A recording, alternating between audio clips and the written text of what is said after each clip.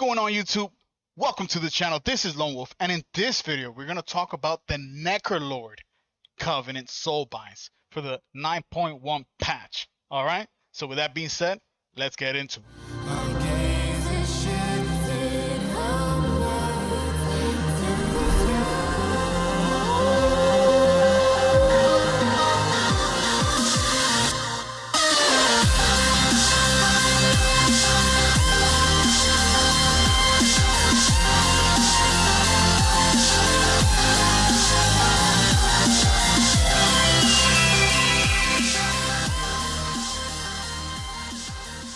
Welcome everyone. So like I said, we're going to talk about the Necrolord Covenant Soulbinds. But with that being said, I definitely want you guys to understand that metas are metas. Alright? The reason meta is a meta is that the most highly skilled players get involved in a situation where certain things become more attractive than others. Now, a lot of the competitive scene really excel with damage because that's what you want to put out as a damage dealer.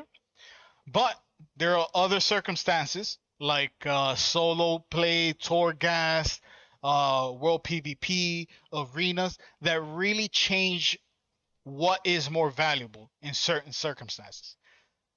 Reason I say that is Necrolord for the hunter class is not there when it comes to damage.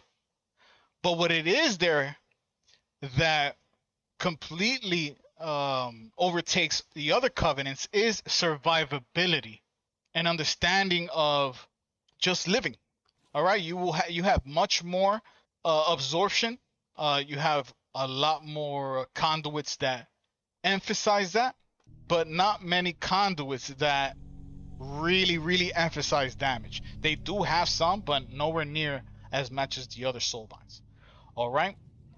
So for the Necrolords, the first soulbind we're gonna go over is Plague Divisor Marilith. Interestingly enough, Plague Divisor Marilith does not compete with any soulbinds when it comes to damage. But what really helps with Plague Divisor Marilith is that you're able to immune a lot of crowd control effects while also helping you gain a little bit more damage with its last conduits. All right, so obviously everything about Plague Divisor Marilith is about your fleshcraft, emphasizing your fleshcraft, making it stronger, making you immune to crowd controls, and the new conduits is as such. We get a new potency, and we get undulating maneuvers. While above 80% health, 5% of damage taken is absorbed and spread out over 5 seconds. This doesn't have much usage because, I mean, it helps. It kind of helps, especially if you play like Brewmaster or if you play Hunter as a Vulpera. Kind of synergizes with his Vulpera ratio, but not by much. It's nothing crazy. 5% of damage spread out over 5 seconds is literally nothing, almost, right? So we really can't say this is useful. And then we also have Vicious Trail. When struck by a snare, you drop a puddle that lasts for 10 seconds. Enemies that step in that puddle are slowed by 70% for 5 seconds. So this soulbind is much more attractive for the hunter class because we're mobile. We're a very mobile class. All our specs are mobile in their own way, and this just allows us to kite much more effectively. All right, and then lastly, we have Kevin's Oozling. Death Chakram summons Kevin's Oozling to fight alongside you for 15 seconds. His attacks cause your enemies to take 2% additional damage from you, and he periodically grants allies an absorb shield that absorbs 100 damage. So this gives you a little bit of extra damage when it matters, because when you use Death Chakram, usually you're going for that, extra damage. And it kind of gives you a little bit of survivability by granting you an absorption shield that takes 100 damage. Now, it's not a lot, but is enough to kind of completely remove the 5% from the damage that you take. All right. So these two has some type of synergy. Plus, you get a little bit of increased damage done to the target. All right, and it kind of goes up. So every time it hits, you get 2% extra damage. It's slow. So who does this work for? Plague Divisor Marilis is a completely PvP styled soulbind, especially because of Ultimate Form, which makes your Fleshcraft make you immune to all type of crown control, whether it's a stun, whether it's a snare, whether it's a polymorph. Doesn't matter what it is. This just makes you immune to everything. All right. Plus, it gives you a little bit of health. Now, with that being said, you don't gain much when it comes to damage. All right. So this is when you are completely understanding of your spec. You understand everything that's going on. So that way you take advantage of its strength, which is your fleshcraft consumptions and your ghosts. Okay. So on to the next. One thing I did want to mention is I leveled up this survival hunter specifically for this video, though I did have fun playing him and getting him up here. That it just put a new perspective on survival hunters, in my opinion. Like, to me, I've always been a monstership hunter, and I just appreciate the knowledge I gained from leveling him up. But let's continue. Emini is another soulbind that doesn't have enough strengths to make it compete damage wise versus the other soulbinds. I didn't go enough far in the campaign to unlock Emini or Bonesmith Hirmir, but we still have access to what it is and things of that nature. So lead by example increases your damage, all right, and increases the damage or your agility, and increases the primary stat of allies by 2%. And you also, if you get 5% and you use it with up to 4 nearby allies, then you get an extra 8% to that agility. So in total, you will get 13% extra agility. But again, this works best in group content, so stuff like BGs, Mythic Plus, stuff like that. Emini might excel there, but all her other stuff is not too attractive. Like I said, everything is about just momentum. Let's check out her new conduits. Another potency, resilient stitching. While above 90% health, you gain a shield that absorbs 3,300 magic damage. So this is great against caster cleaves or enemy that deal a lot of magic damage. And then soul slow. After standing still for 5 seconds, the next time you move and you and nearby allies gain 20% increased movement speed for 10 seconds. This can be very beneficial in arenas because sometimes you're waiting behind the pillar for cooldowns or etc. And then when you need to move, you do get that 10%. It's not super attractive, all right? I mean, you can use this because you can take an advantage. 5 seconds, you're camouflaged, you're hiding behind something. You can take advantage of this, and it's anytime you stand for 5 seconds. And while this is anytime you're above 90% health, which is cool, but it only procs once every minute, so keep that in mind. And then lastly, we have Pustule Eruption. Fleshcraft covers you in 3 pustules per 1 second channeled. Okay, Fleshcraft takes 3 seconds for it to cast, so you get 9 pustules, and then taking damage or being healed pops a pustule, dealing 720. So in total is 720 times 9 pustules. Okay, the problem with this is that it is a nearby effect, which roughly translates to the 8-yard radius. So Beastmaster and Monstership Hunter is not going to gain a lot of value up from this, but survival will. Okay, but with that being said, you don't gain much. All right, maybe in the Mythic Plus Emini might help out survival hunters.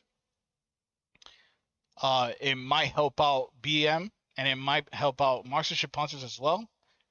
But you're not choosing Necrolords for super high damage in anything. You're choosing Necrolords because you love being tanky. You're choosing Necrolord because you enjoy having plenty of ways to survive and use synergies with your fleshcraft.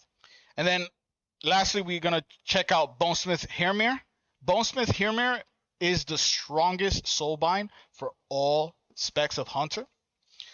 We have Forgeborn Revities, which is gonna be massive. We also have this one, Hairmere's Arsenal, Marrow Gemstone. After landing 10 critical strikes, you gain 18% increased critical strike chance for 10 seconds. And it procs once every 60 seconds. So basically, every time you crit, you get a stack. And once you get 10 critical strikes, you gain the 18%, which is a pretty substantial buff to your crit rating. You're really gonna be, these two on their own are gonna be the conduits that give you the most damage. The other two soulbinds don't have things like this, except for Emini on that first one. And then let's look at the last new additions in the 9.1 patch. We have a new potency, and then we have Waking Bone Breastplate. When 3 or more enemies are nearby, your maximum health is increased by 5, and this effect lingers for 5 seconds. I think this is the most garbage conduit in all of World of Warcraft. In order for this to proc, you have to have 3 enemies around you, and once you have 3 enemies around you, it only stays up for 5 seconds. Not something that's attractive at all. And then we have Carver's Eye. Damaging an enemy above 90% health grants you 152 mastery for 5 seconds, up to 5 stacks. You cannot gain this effect benefit from the same target. So basically, as long as the target is at above 90% health, you keep getting that mastery up to 5%, up to 5 stacks, but it only lasts 10 seconds. Okay, so once that target is below 90%, you're not gonna gain this again, and it'll last you for 10 seconds. This is way better than this, but you're not gonna get a lot of value from this unless you purposely wait for it to do your damage. Like you auto shot, maybe send your pet, try to get as much stacks as possible, and then when you're ready for your goal, you can just go ham with the extra mastery. Not something that's worthwhile in my opinion. There's so much things going on, and in PvE, enemies just lose health so fast that you're not gonna gain much value out of this, especially because you can only gain this benefit from one target. You can't just hit multiple and just gain the benefit from all of them. And then lastly, we have mnemonic equipment. When you damage an enemy that's below 35% health, 3% of that damage done is repeated over 5 seconds. And then healing an ally grants them the ability to have their damage repeat this way at 30% effectiveness for 5 seconds. So that basically, it just says that if you're a healer and you're healing your DPS, they are able to gain that benefit, or at least 2 of the target or that you're healing get the benefit at 30% effectiveness. All right. Now, while this is not too huge, it really matters for Beastmasters and Survival Hunters, because Beastmasters, you're always going to be on the target, and as long as the target is below 35% health, that every time you hit the enemy, you keep getting this rolling damage over and over again. So not too bad. Survival next, because you have a little bit more uptime with your globals. You just keep using your globals, and then Marksmanship Hunter is gonna use this the least, because your abilities deal chunks of damage, and they're casted. So you might not get this, you might get it, but it's not gonna be something where you're gonna consistently see it, and it's not gonna provide too much value, though your abilities do hit harder. So we'll see. At the end of the day, this soulbind brings the most damage out of all the soulbinds, but you do not get a lot of play or synergy with your defensive and soul and your fleshcraft. So a quick summary: Plague Divisor Marilith is, in my opinion, is gonna be that PvP soulbind. And it's gonna work. It's basically the same for all three because you're not gonna gain much benefit from damage wise from it. So it's just about the synergy with the fleshcraft and all that jazz. Or Emini is gonna work pretty well with survival, beast mastery, and monstership hunters, specifically in Mythic Plus. Not so much raiding, and maybe group content in battlegrounds, because the more allies you have around you and the more targets there are around, you get more added value to your damage, but you don't gain much at all. You just get little bits of pieces of survivability and little bits of pieces of damage. Really lackluster soulbind.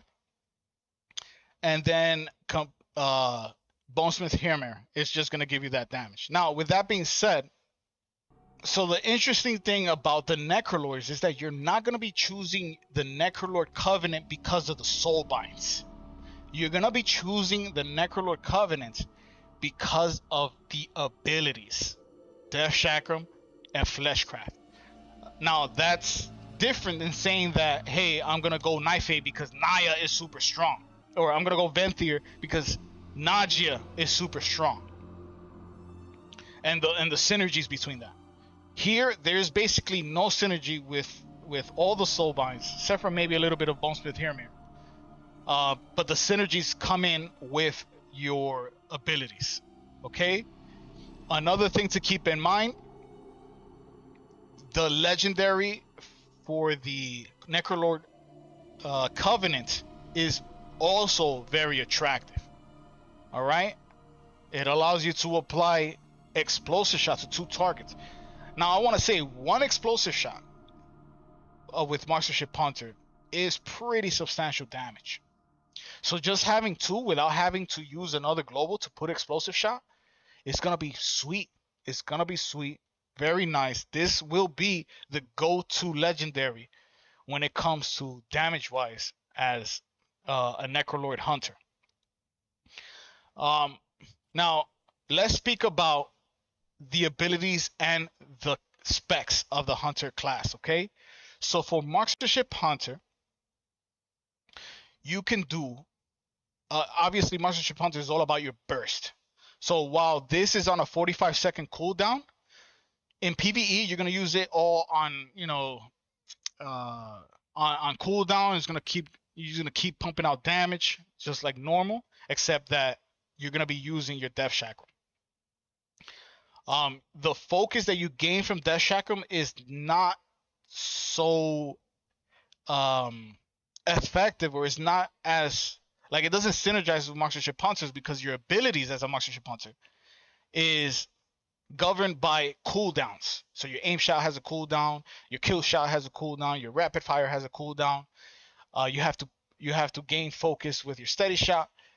But there is no like, oh, I can use my Death Chakram so I can do massive amounts of damage in a PvP setting. In PvP, you're going to always want to wait for your double tap in order to use your Death Chakram, even though Death Chakram is on a 45-second cooldown. So you double tap, right? You can put an explosive shot, you Death Chakram. So if you're a Kyrian Hunter, you double tap into a resonating arrow, okay? But as a Necrolord, you double tap into a Death Chakram, into an explosive shot, into your rapid fire or whatever it may have you. So you just get double burst, boom, boom, boom, boom. But the synergy between the abilities is just that, to use your Death Chakram to deal damage during your burst. For Beast Mastery, you already gain a lot of abilities that help you manage your focus, and all your damage is very sustained damage. So Death Chakram comes into play when you want to just put out more damage, especially with the legendary in a Mythic Plus setting, in a raid setting. But in PvP, you're gonna want to line up your resonating arrow with your bestial rafts. Okay, now not in a PvP setting, you're not always gonna get this benefit. And the good thing about Beast Mastery is that you're always gonna be doing sustained damage. So you might gain value from just using Death Shackle on cooldown instead of waiting for a massive cooldown like Bestial Wrath to just keep up that sustain. All right, so that's all that Death Chakram is just keeping up that sustained damage. And also understanding that it's going to give you some focus back, so you might be able to use your filler spell much more often than not. Okay, but for survival comes into play using Death Chakram because you don't necessarily have to wait for your coordinated assault. The good thing about Death Chakram is all you need is slightly above average focus, more than half of your focus, throw a Death Chakram and just go ham, okay? Because you have your Serpent Sting doing damage. You have your, if you use your Bloodseeker, you have your Bloodseeker doing damage. You have your Wildfire Bomb doing passive damage, okay? You have a lot of rolling damage, and then your Dash Chakram is going to continue, and then your Explosive Shot. And on top of that, you have either your Raptor Strike with Tip of the Spear or Mongoose Bite. Now, the thing that's great about Mongoose Bite is that with the Death Chakram, you're able to put out an extra Mongoose Bite during your burst or during your go in a PvP setting. All right, obviously, Death Chakram works really well in Mythic Plus with the Necrolord Legendary because of the explosive shots, but for survival, the goal is going to be you get your Serpent Sting up, all right? You can throw a Death Chakram.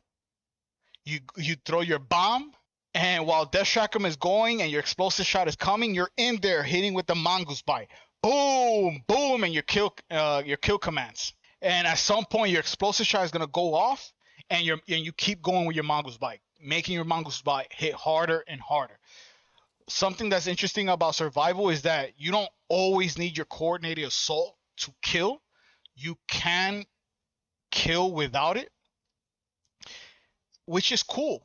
Death Chakram really plays well with a single target build with survival.